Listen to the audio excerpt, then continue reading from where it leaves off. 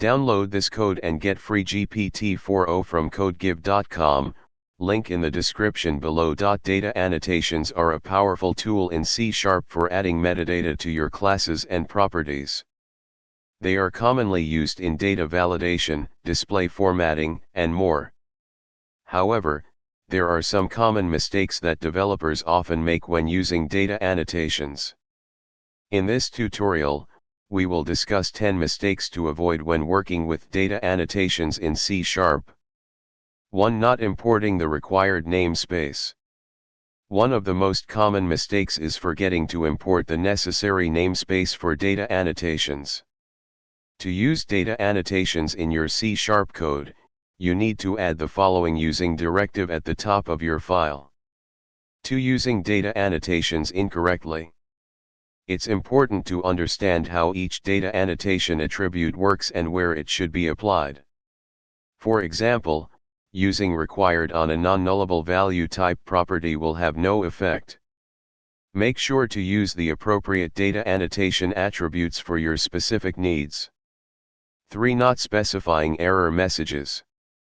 When using data annotations for validation, always specify custom error messages to provide meaningful feedback to users.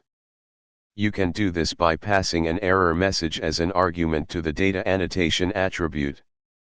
4. Missing required properties. Some data annotation attributes require certain properties to be set. For example, the string length attribute needs both minimum length and maximum length properties to be specified. Make sure to provide all required properties when using such attributes. 5. Using data annotations only on models.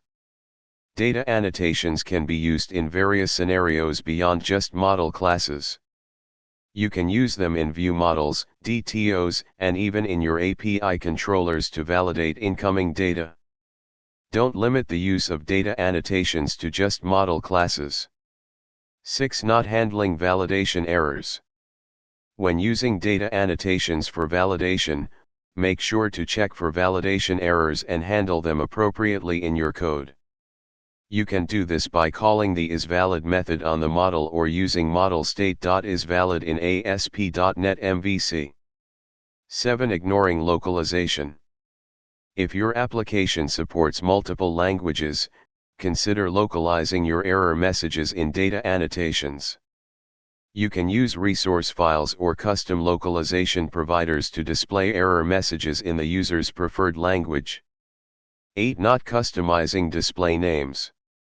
By default, data annotations use the property name as the display name. You can customize the display name using the display attribute and specifying the name property. 9. Overusing data annotations. While data annotations are convenient, avoid overusing them for every possible validation rule. For complex validations or business logic, consider using custom validation attributes or implementing iValidatable object interface. 10. Not testing data annotations. Finally, always test your data annotations thoroughly to ensure they are working as expected. Write unit tests to cover different validation scenarios and edge cases to catch any issues early on. By following these best practices and avoiding these common mistakes, you can make the most out of data annotations in C# and ensure your data validation and metadata needs are met effectively. In this code example, we have a simple person class with data annotations for full name and age properties. We then validate the object using validator.tryValidate object and display any validation errors to the console.